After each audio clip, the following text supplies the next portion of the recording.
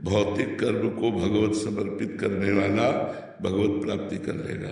अगर नाम स्मरण नहीं है तो कर्म समर्पण से भगवत स्मृति नहीं है ना, तो सांसारिक स्मृति बनी रही ना, तो फिर कर्म तो सांसारिक ही हुआ ना, वो बात नहीं। स्मृति यस्य स्मरण मात्रेण जन्म संसार बंधनात् विमुच्यते नमस्तस्मै विष्णवे प्रभु विष्णवे। स्मरण भगवत प्राप्ति के लिए स्मरण की जरूरत है। अगर हमारी स्मृति संसार की है तो बंधन युक्त है, अगर हमारी स्मृति अंतःकरण से भगवत स्मृति हो रही वो मोक्ष का स्वरूप है। मन ही बंधन और मोक्ष का कारण है। विषय चिंतन करने वाला मन बंधन का कारण है और भगवत चिंतन करने वाला मन मोक्ष का कारण है। यदि आपका चिंतन विषय चिंतन हो रहा है तो आप कुछ भी क्रियाएं करें, परिणाम में तो आपको बंधन प्राप्त होगा। अगर भगवत चिंतन हो रहा है और कर्म शास्त्रीय विधान के अनुसार हो रहे हैं तो भगवत प्राप्ति निश्चित है। फिर कर्म समर्पण से भगवत प्राप्ति हो जाएगी। नाम जब जरूर चाहिए। अगर भजन नहीं है तो बार मथे तो होए बरु सिकता ते बरु तेल बिनु हरि भजन न भवतरी या सिद्धांत अपेल। ये अटल सिद्धांत है। अगर भगवान का भजन नहीं करोगे तो संसार समुद्र से पार नहीं हो पाओगे। भजन जरूरी है। सिद्ध महापुरुष भजन करते, साधक की बात क्या। हरिशरणम हरिशरणम सनकादि हर समय जपते रहते हैं। इसलिए भगवान नाम जप सब करो तभी कल्याण होगा। बिट्टू जी। इसलिए भगवान नाम जप सब करो तभी कल्याण होगा। बिट्टू जी। राधे राधे महाराज जी, आपके चरणों में कोटि कोटि प्रणाम। महाराज जी, मेरा प्रश्न है कि कुछ वाणियां जी ऐसी हैं जिनका मैं व्याख्या नहीं पढ़ सकता, तो मैं चिदानंद को कैसे प्राप्त करूं जिससे वाणी जी की व्याख्या पढ़ने योग्य हो सकूं? नाम जब चिदानंद तत्व का ज्ञान करा देगा। जो राम राम नहीं बोल पाते थे, मरा मरा बोले ना, वो इतिहास की रचना कर दी संस्कृत से।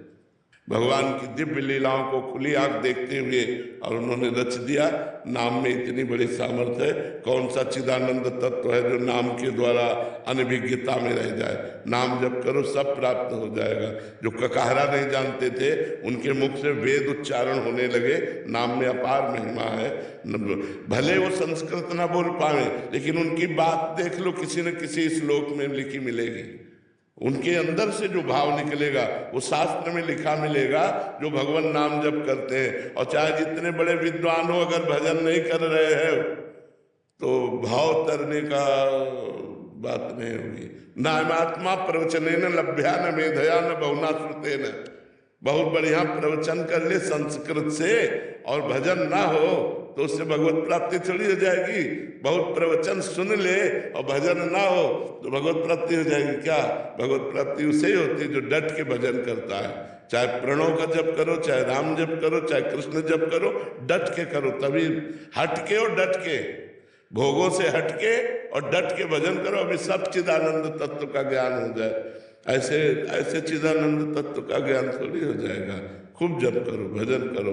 शास्त्र बिल्कुल पढ़ना ना आता हो तो संत जनों के श्रीमुख से शास्त्र ही तो निकलते। सरल भाषा में संतों ने शास्त्रों के अर्थ का गान किया है, उसे श्रवण करो और भजन करो, बढ़िया काम बन जाएगा। राधे राधे महाराज जी। महाराज जी, आप कह रहे हैं कि आपका प्रश्न है कि ईर्ष्या करने वाला इतनी ईर्ष्या क्यों करता है? क्या ईर्ष्या में व्यक्ति किसी का इतना नुकसान भी कर सकता है? वो व्यक्ति दूसरे का जीवन पूरी जो ईर्ष्या करता है वो दूसरे का नुकसान तो क्या कर पाएगा, उसका खुद नुकसान हो जाता है, उसका खुद पतन हो जाता है। उसे कोई दंड मिलेगा? और क्या, उसका खुद पतन हो जाता है। जो ईर्ष्या करता है, मत्सरता करता है, मत्सरत मेरे से आगे निकला जा रहा है, इस बात से जलता है, तो वो उसका नुकसान कर पाए न कर पाए, अपना नाश जरूर कर लेगा। ईर्ष्या करने वाला अपना पतन जरूर कर लेता है, अपना नाश कर लेता है। इस ईर्ष्या की वजह से मैं काफी परेशान हूँ। और आप ही नहीं परेशान हो, पूरा विश्व परेशान है। पूरा विश्व परेशान है।